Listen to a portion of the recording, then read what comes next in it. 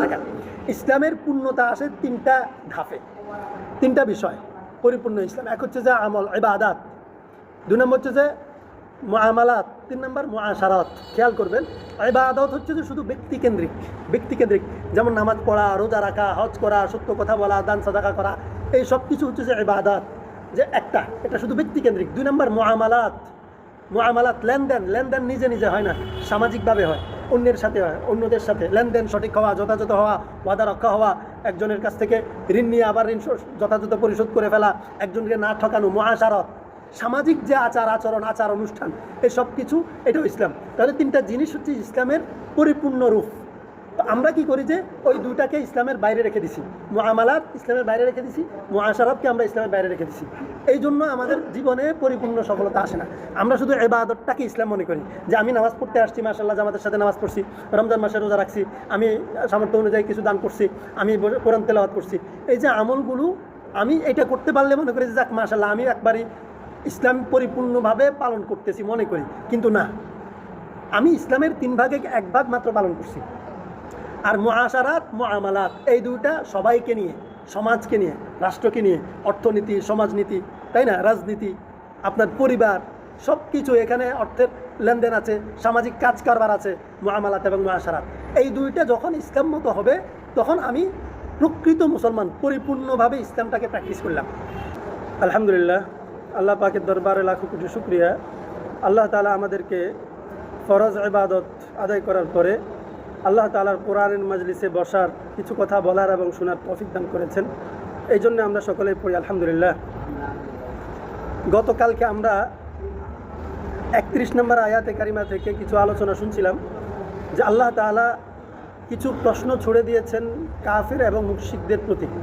ওনার প্রশ্ন ছিল সৃষ্টি, রিজিক, এই সব কিছু, যে সব কিছুর মালিককে, আসমানকে সৃষ্টি করেছেন, জমিনকে সৃষ্টি করেছেন, আমাদের দৃষ্টিশক্তির মালিককে, আমাদের শ্রবণ শক্তি কার নিয়ন্ত্রণে, এই সব কিছু তিনি প্রশ্ন ছুড়ে দিয়েছেন কাফিরদের কাছে রসুলের মাধ্যমে।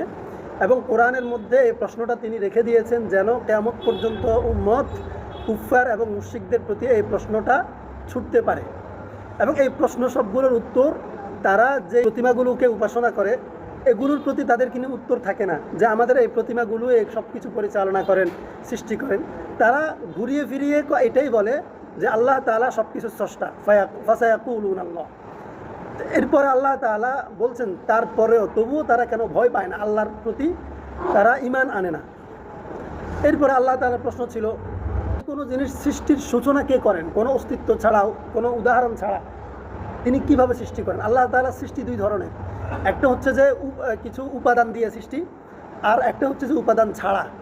উপাদান দিয়ে যে সৃষ্টি, যেমন মানুষ, আল্লাহ 4টা উপাদান দিয়ে সৃষ্টি করেছেন, আগুন, পানি, বাতাস, মাটি, 4 উপাদানে আল্লাহ মানুষ সৃষ্টি করেছেন। মানুষকে যদিও এই 4 উপাদান দিয়ে সৃষ্টি করেছেন, এর আগে এই 4টা উপাদান আল্লাহ কি দিয়ে সৃষ্টি করেছেন? প্রশ্ন, তাহলে এর পূর্বের সৃষ্টি, একবারে সৃষ্টির সূচনাটাও আল্লাহর হাতে। এরপরে আল্লাহ তাআলা কোনো উপাদান ছাড়াই যেটা সৃষ্টি করেন, যেমন আল্লাহ তাআলা আমাদের রূহ সৃষ্টি করেছেন, কুলির রূহ মিন আমরি রব্বি, যে আল্লাহর হুকুম ছিল কুন ফায়াকুন, যে পৃথিবীর অস্তিত্ব যখন তিনি দিয়েছেন কোনো কিছুই তখন ছিল না, কোনো উপাদান ছাড়াই তিনি পৃথিবীর অস্তিত্ব দিয়েছেন। এই জন্য বলেছেন যে কুন ফায়াকুন, ইন্নামা আমরুহু ইযা আরাদা শাইআন আন ইয়াকুলা লাহু কুন ফায়াকুন। আল্লাহ যখন ইচ্ছে করেন আর কোনো কিছুর অস্তিত্ব হইতে বলে, তখন এটা হয়ে যায়, উপাদান লাগে না। আল্লাহ এই 2 রকম সৃষ্টিটাই আল্লাহ নিজে করেছেন। এবং প্রত্যক্ষভাবে কখনো কখনো কোনো কিছু আবিষ্কারের ক্ষেত্রে আমরা বিজ্ঞানী অথবা আমাদের মতো ব্যক্তিকে দেখলেও তার পরোক্ষ স্রষ্টা আল্লাহ। মানে এই উপাদানগুলো বিজ্ঞান আবিষ্কার করে, কোনো কিছু সৃষ্টি করে না। তাহলে আবিষ্কার করার জন্য যে উপাদানগুলো লাগে, এই উপাদানগুলো আবার বিজ্ঞানের সৃষ্টি না। যেমন বিদ্যুৎ সৃষ্টি করা হয় পানি থেকে, পানির ফ্লো থেকে, গতি থেকে, প্রেসার থেকে। এখন এই পানিটা সৃষ্টি করছে কোন বিজ্ঞান? না। তাহলে যে কোনো জিনিস যখন আমরা দেখব যে জগতের কোনো বিজ্ঞান প্রযুক্তি দ্বারা তৈরি হয়েছে, এটারও ব্যাকগ্রাউন্ড যখন দেখব যে সেটা না, সেটা মূল সৃষ্টির কারিগর হচ্ছে আল্লাহ রাব্বুল আলামিন। আল্লাহ রাব্বুল আলামিন। এই জন্য আল্লাহ তাআলা বলছেন যে যিনি একজন মানুষকে বা একটা জাতিকে সঠিক গাইড করতে পারেন, তিনি মানুষের অনুসরণের বা মানুষ তার গোলাম হওয়ার উপযুক্ত, নাকি যেই সত্তা অথবা যেই প্রতিমাগুলো, যেই জিনিস, ব্যক্তি বা বস্তুগুলো নিজেরা কাউকে প্রকৃত কোনো গাইড করতে পারে না, যথাযথ কোনো নির্দেশনা দিতে পারে না, সেই প্রতিমাগুলো মানুষের ইবাদত পাওয়ার যোগ্য কে? আল্লাহ। এখানে কিন্তু এগুলো খুব শক্তিশালী চ্যালেঞ্জ। আল্লাহর প্রশ্নের সাথে একটা চ্যালেঞ্জ, যে কুল হাল মিন শুরাকাইকুম মান ইয়াহদি ইলাল হাক্কি কুলিল্লাহু ইয়াহদি লিল হাক্কি। আল্লাহ ছাড়া কে আছে যে একজন মানুষকে যথাযথ গাইড করতে পারে, মানে সফলতার পথ দেখাতে পারে? এবং যিনি যথাযথভাবে মানুষকে সফলতার পথ দেখাতে পারেন, তিনি কি মানুষের অনুকরণের মানে ইবাদতের যোগ্য? নাকি যে নিজে গাইড করতে পারে না, গাইড তো করতে পারে না, অন্য তাকে অস্তিত্ব না দিলে সে নিজের অস্তিত্বে আসতে পারে না। যে আমাদের যা কিছু আছে চারপাশে প্রতিমা, যে কোনো ধর্মের মানুষ, এই যে হযরত ঈসা আলাইহিস সালামকে পূজা করে খ্রিস্টানরা, উযাইর আলাইহিস সালামকে পূজা করে ইহুদিরা, যে তারা যে করে যে নবীদেরকে, এই নবীরা কি নিজেদের অস্তিত্বের জন্য কি নিজেদের অবদান আছে? নাই। তাদের অস্তিত্বের পিছনে কার অবদান? আল্লাহ তাআলার অবদান। তাহলে নবীদেরকেও তো আল্লাহ তাআলা অস্তিত্ব দিলেন, এবং নবীরা যে মানুষদেরকে গাইড করে, একটা হেদায়েতের পথ দেখায়, সেই পথটাও তো নবীরা নিজেদের জ্ঞান শক্তি থেকে করেন না। নবীদেরকে আল্লাহ তাআলা এই পথ শিখিয়েছেন, দেখিয়েছেন, দায়িত্ব দিয়েছেন, সেখান থেকে তাদের উৎসও তো আল্লাহ। তাইলে যাদের ব্যাকগ্রাউন্ডে পরাশক্তি কাজ করে, তারা কিভাবে অনুকরণীয় হইতে পারে? আল্লাহ তাআলার কথা এটাই, যিনি শক্তির মূল উৎস তোমরা তাকে অনুসরণ করো। এরপরে আল্লাহ ফামা লাকুম কাইফা তাহকুমুন, তোমরা মানে আল্লাহ তাআলা যেন এই বিষয়টা আমাদেরকে বলেন, আমাদের বিবেকের মধ্যে যেন একটা ধাক্কা দেন। তোমাদের বিবেচনাটা কেমন, যে তোমরা যাকে মহাশক্তি মানো তাকে তোমরা অনুসরণ করো না, স্বীকার করো তিনি সব কিছুর মালিক, তাকে তোমরা মানো না, আর যার ব্যাপারে তোমরা নিজেরাও জানো এ ক্ষণস্থায়ী, মহাশক্তির উৎস এর মধ্যে নাই, এ দুর্বল, কোনো কিছু গাইড করতে পারে না যথাযথ, তোমরা কেন তার পিছনে হাঁটো? ওয়ামা ইয়াত্তাবিউ আকতারুহুম ইল্লা যান্না। এখন আল্লাহ এই জায়গায় এসে যারা গুনাহ শিরকে লিপ্ত তাদের ব্যাপারে বলছেন, তাদের বৈশিষ্ট্যটা কি, অথবা আমরা যাদেরকে ফলো করছি আল্লাহকে বাদ দিয়ে তাদের বৈশিষ্ট্য কি? আল্লাহ বলছেন ওয়ামা ইয়াত্তাবিউ আকতারুহুম ইল্লা যান্না। আল্লাহ বাদ দিয়ে যারা যা করে, যা বলে অল্প কথায়, প্রত্যেকেই অনুমান করে বলে, অনুমান করে অনুমান, তারা অনুমানের উপর নির্ভরশীল। যেমন আমাদের আবহাওয়াবিদরা আমাদেরকে বার্তা দেয় বৃষ্টি কখন হবে বা হবে কি হবে না, বৃষ্টির ফ্লো কেমন হবে, তখনও তারা তাদের গবেষণা করে নিশ্চিত করে বলতে পারে, নিশ্চয়তা দিতে পারে না, তারা অনুমান করে বলে। অনুমান, বিজ্ঞান যখন কোনো কিছু গবেষণা করে তখন সে বিভিন্ন উপাদানকে অনুমান করে কোন উপাদানের কোন ক্রিয়া প্রতিক্রিয়া উপাদান নিয়ে তারা গবেষণা করে, একটার সাথে একটা অনুমান করে মিলায়, কোনটার সাথে কোনটা মিলাইলে কি হয় তারা দেখে। এগুলো সব অনুমান করে মিলিয়ে একসময় তারা একটা ফলাফলে আসে, নতিজা আসে অনুমানের উপর ভর করে। এই জন্য বারবার ব্যর্থ হয়, বারবার ফর্মুলা চেঞ্জ করতে হয়। কিন্তু আল্লাহ তাআলা তো অনুমান নির্ভর না, পৃথিবীর সব কিছু। এবং যারা বিভিন্ন মূর্তি, বিভিন্ন রকম বিভিন্ন কিছুকে আল্লাহকে বাদ দিয়ে অনুসরণ করে, এই যে যদি আমরা বলি যে আইন প্রণয়ন যে করে বিভিন্ন রাষ্ট্র, আইন প্রণয়ন করে রাষ্ট্র চালানোর জন্য, চুরি বন্ধ হবে, দুর্নীতি বন্ধ হবে, সহজে যদি বোঝানোর জন্য বলি যে আমাদের চমতির বিশাল জ্যাম হয়, জ্যাম হওয়ার পরে জ্যামটাকে সমাধান করার জন্য অনুমান করে একটা সিস্টেম করা হয়েছে, সব টার্নিং বন্ধ করা হয়েছে। মানে তার একটা ধারণা ছিল টার্নিংগুলো বন্ধ হইলে জ্যামটা কমবে বা জ্যামটা বন্ধ হবে, দূর হবে, মানুষের চলাচল ভোগান্তি কমবে, কিন্তু সেটা তো হয় নাই। কেন? অর্থাৎ সৃষ্টির কেউ ভবিষ্যৎ জানে না, এটা হচ্ছে অনুমানের মূল ইয়ে। হচ্ছে যে যাই করব আমরা, আইন করব, বিচার করব, অথবা কোনো একটা সিস্টেম অ্যাপ্লাই করব, সব কিছু ভবিষ্যতের জন্য করব, অতীতকে সামনে রেখে ধারণা করে, কিন্তু অতীতের যে থিওরিটা অথবা যে চিত্রটা আমার সামনে থাকবে, ভবিষ্যতে তো সেটা যথাযথ নাও হইতে পারে, তাই না? আরেক রকম হবে জীবনযাত্রা। কিন্তু সামনের জন্য যা আইন পাশ করুক, বিল পাশ করুক, পরিকল্পনা করুক, সব ধারণা প্রসূত, জাগতিক হোক, ধর্মের হোক। এই জন্য আল্লাহ তাআলা বলতে চায় যে যেন কেউ অনুমানের পক্ষে, অনুমানের পথে না হাঁটে ধর্মের বিষয়। কেন? ইন্না যন্না লা ইউগনি মিনাল হাক্কি শাইআ। সত্যের কাছে অনুমান কোনো গ্রহণযোগ্য বিষয় না। সত্য এবং অনুমান দুটা কিন্তু একরকম না। অনুমান করে সত্যের কাছে পৌঁছা যায় না। সত্য সত্যই, অনুমান করে কোনো কিছু করলে সত্য হইতেও পারে, নাও হইতে পারে। আর সত্য কখনো মিথ্যার না হওয়ার সম্ভাবনা রাখে না। ইন্নাল্লাহা আলিমুম বিমা ইয়াফআলুন। আমরা যা করি আল্লাহ সব জানেন। আল্লাহ তাআলা সব কিছু নজরদারিতে রাখছেন আমাদেরকে। ওয়ামা কানা হাযাল কুরআনু আন ইফতারা মিন দুনিল্লাহ ওয়ালাকিন, এখন আল্লাহ তাআলা বলে হাযাল কুরআন আন ইফতারা মিন দুনিল্লাহ। মানুষ বলতে চায়, মানে তখন মক্কার কাফেররা রসুলকে অভিযোগ করছে যে এই কোরআনটা রসুল নিজে বানাইছেন। কখনো তাকে শায়ের বলছে, কবি বলছে, এক এক সময় এক একভাবে জাদুকর বলছে, যে বলে যে সে নিজে বানিয়ে বানিয়ে বলে। তো এই কথাটাই আল্লাহ এখানে আমাদেরকে শোনাচ্ছেন যে তারা মনে করছে যে এই কোরআনটা রসুল নিজে তৈরি করেছে, রসুলের আবিষ্কার। কিন্তু আল্লাহ আইয়ুব তারা মিন দুনিল্লাহ ওয়ালাকিন তাসদীক আল্লাযী বাইনা ইয়াদাইহি ওয়া তাফসীল আল কিতাব লা রাইবা ফীহি মির রাব্বিল আলামিন। আসলে এটা আল্লাহকে বাদ দিয়ে এরকম একটা কিতাব বানানো সম্ভব না। পরের আয়াতের মধ্যে এই কাফেরদেরকে চ্যালেঞ্জ করছেন, তোমরা যে মনে করছো আমি ইয়াকুলুনা ইফতারা, আমি এটা তৈরি করেছি, ফাতু বিসূরাতিন মিন মিসলি, তাহলে তোমরা আমি তোমাদের মতো মানুষ হয়ে যদি পারি তাহলে তোমরাও তো পারবে। এটা হচ্ছে আল্লাহ রাসূলের লজিক, যুক্তি, যে আমি তোমাদের মতো মানুষ হয়ে যদি এরকম একটা কিতাব তোমাদের ধারণা মতো তৈরি করতে পারি তাহলে তোমরাও তো পারবে। তোমরা ফাতু বিসূরাতিন মিন মিসলি, তোমরা এই কোরআনের একটা সূরার মতো করে একটা সূরা তোমরা তৈরি করে দেখাও, এবং তোমাদেরকে আমি এককভাবে, তোমরা তো আমাকে একা দায় করছো, আমি একা এই কোরআনটা পুরাটা তৈরি করছি, তোমরা একা না। তোমরা যদি না পারো ওয়াদউ মান ইসতাতাতুম মিন দুনিল্লাহ, আল্লাহকে বাদ দিয়ে যত রকমের বুদ্ধিবৃত্তিক তোমাদের কাছে উপাদান থাকে, বুদ্ধিজীবী থাকে, কবি থাকে, সাহিত্যিক থাকে, যত রকমের সহযোগিতা তোমরা নিতে পারো শুধুমাত্র এই কোরআনের মতো একটা সূরা তৈরি করার ক্ষেত্রে তোমরা সেই পথ অবলম্বন করো। যতজনের সহযোগিতা নিতে চাও নাও, আল্লাহকে বাদ দিয়ে, কারণ এই কোরআন তো আল্লাহ তৈরি করেছেন।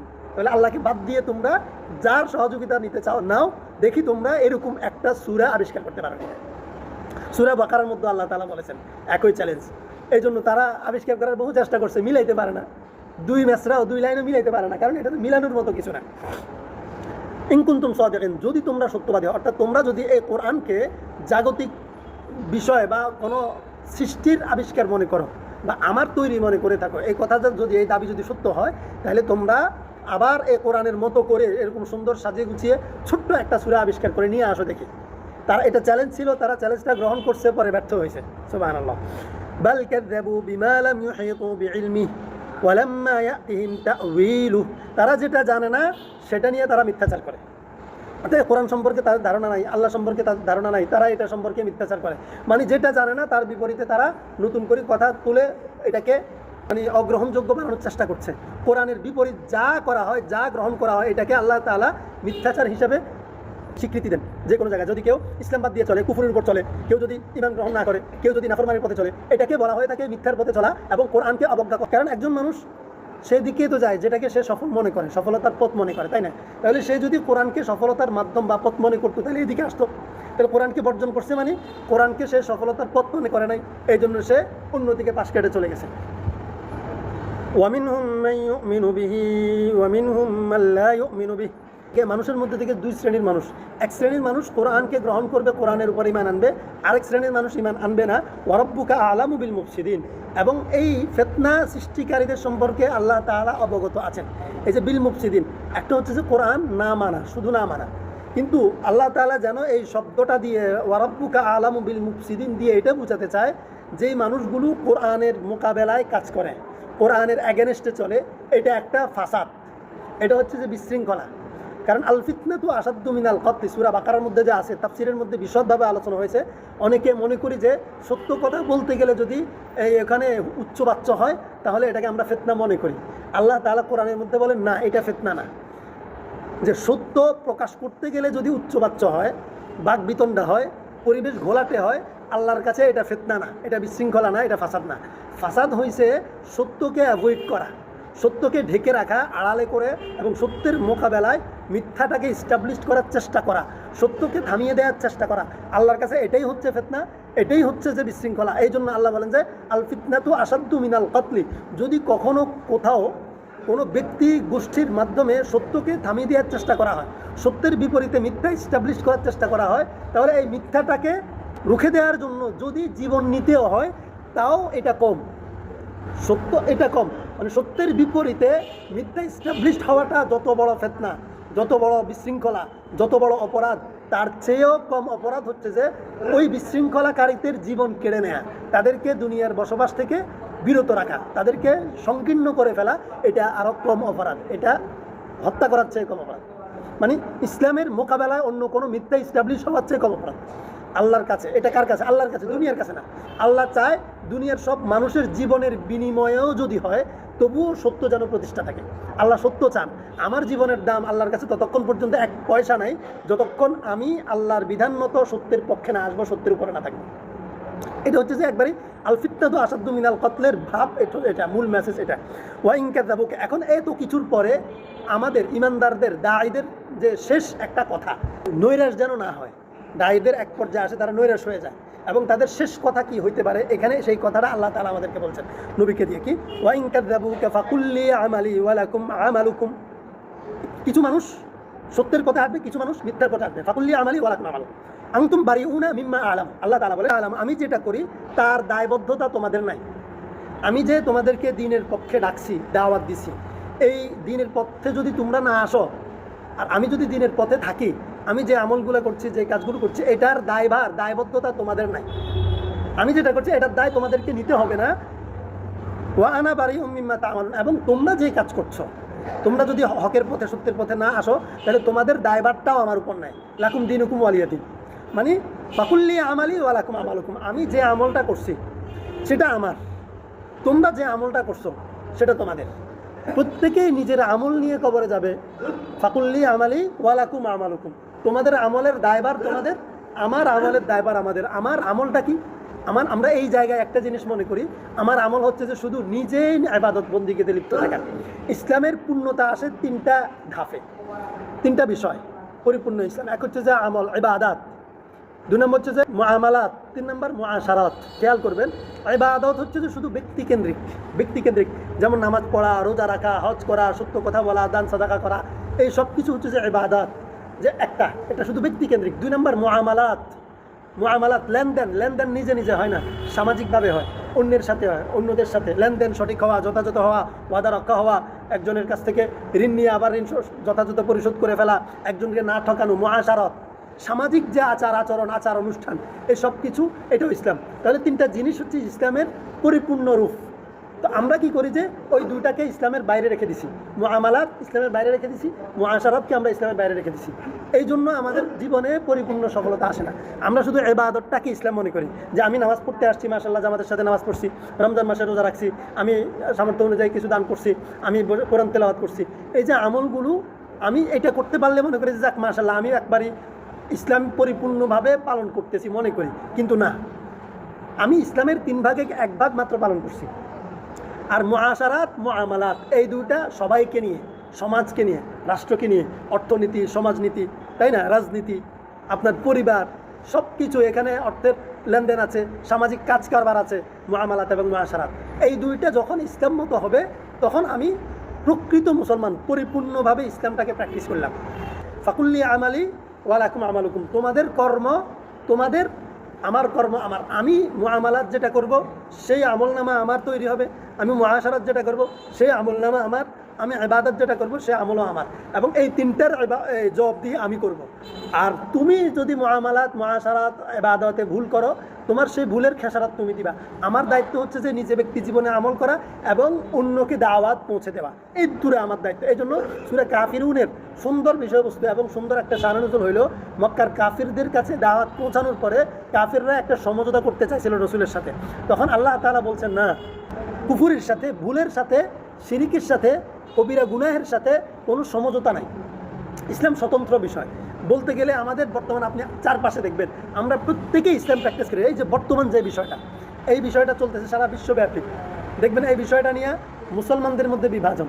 শিয়া যারা সাহাবাই কারামকে, আবু বকর, ওমর, ওসমানকে বলে যে ফিন্নার, নাউজুবিল্লাহ, জাহান্নামী বলে, তারা সাহাবীদেরকে, তারা কোরআন মানবে, হাদিস মানবে, রসুলরে মানবে, মানে একবারই সব ভক্তিতে বিশ্বাসে আপনাকে পাগল করে ফেলবে, আপনি আবেগে আপ্লুত হয়ে যাবেন, তাদের মতো মুসলমান নাই আপনি বলবেন।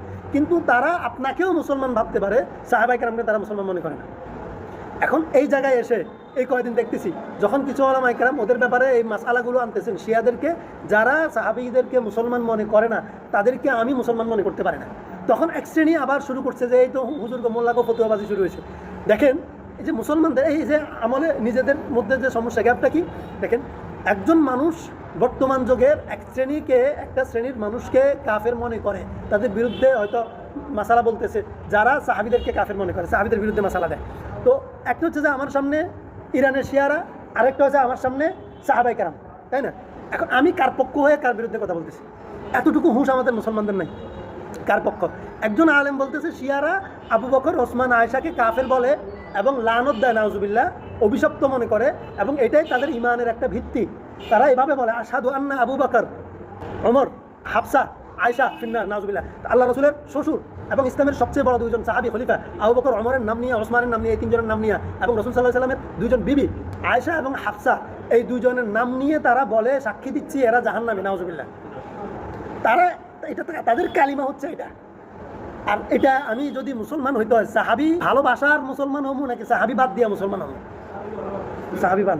এখন সাহাবি বাদ দিয়ে মুসলমান হইলে এটারও তো বর্তমান বাংলাদেশে মুসলমান কর, আবার সাহাবিদের পক্ষে যাইয়া মুসলমান হওয়া এটাও তো মুসলমান।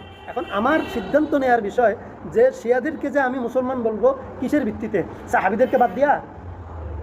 যদি কেউ সাহাবিদেরকে অ্যাভয়েড করে অন্য কাউকে মুসলমান বানাইতে চায়, তুই তার এই মুসলমানগিরি কবরের আগ পর্যন্ত, কবর পর্যন্ত বুঝবে। এই আমলটা নিয়ে তাকে কবরে যাইতে হবে। ফাকুল্লি আমালি ওয়ালাকুম আমালুকুম। এই জন্য আল্লাহ সূরা কাফিরুনের মধ্যে বলেছেন, কুফুরের সাথে কোনো সমঝোতা নাই। যে সাহাবিকে কাফের বলে তার সাথে আমি ইমানদার সমঝোতা করার সুযোগ আছে? শত্রুতা থাকতেই পারে। আমেরিকার সাথে শত্রুতা তো আরও কত জনের আছে। মানুষের রাজনৈতিক দুশ্মনী থাকে না?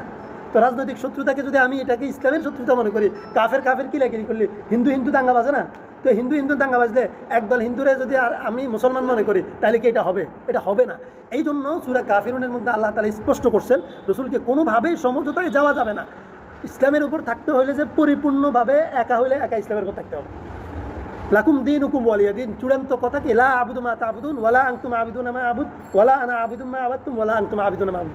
তোমরা যে যার ইবাদত করো আমি তার ইবাদত করি না। মানে তোমাদের বিশ্বাস আমার বিশ্বাস দুইটা কোনোভাবে একত্রিত হইতে পারে না, একরকম হইতে পারে না। তোমাদের বিশ্বাস একরকম, আমার বিশ্বাস আরেক রকম। সুতরাং লাকুম দীনুকুম ওয়ালিয়া দিন, তোমাদের বিশ্বাস নিয়ে তোমরা যাবে জাহান্নামে, আমার বিশ্বাস নিয়ে আমি যাব জান্নাতে। তোমাদের বিশ্বাসের ফলাফল তোমরা পাবে, আমার বিশ্বাসের ফলাফল আমরা পাবো। এখানে ঠিক সেম কথাটাই আল্লাহ তাআলা বলছেন, ওয়াইন কাযাবুকা ফাকুল্লি আমালি ওয়ালাকুম আমালুকুম। যারা কোরআনের সাথে মিথ্যাচার করে, কোরআনকে বাদ দেয়, বর্জন করে, তাদের আমল তাদের কাছে, আমার আমল আমার কাছে। আনতুম বারিউনা মিম্মা আমালু ওয়া আনা বারিউম মিম্মা তা'মালুন। কেউ যদি নাফরমানি করে তাহলে তার দায়ভার কোনো আলেমে নিবে না, কোনো দায় নিবে না, নবীগণ নিবে না, কোনো মুসলমান কোনো কাফেরের আমলের দায়ভার নিবে না। এবং আমরা যে আমল করছি এটার দায়িত্ব তাদের নাই, এবং এটার নতিজাও তারা পাবে না। তো আমাদের তার নতিজা যে সফলতা আমরা তো ইনশাআল্লাহ জানি। আল্লাহ তাআলা আমাদেরকে কামিয়াব করুন। ওয়া আখির দাওয়ানা আলহামদুলিল্লাহি রাব্বিল আলামিন।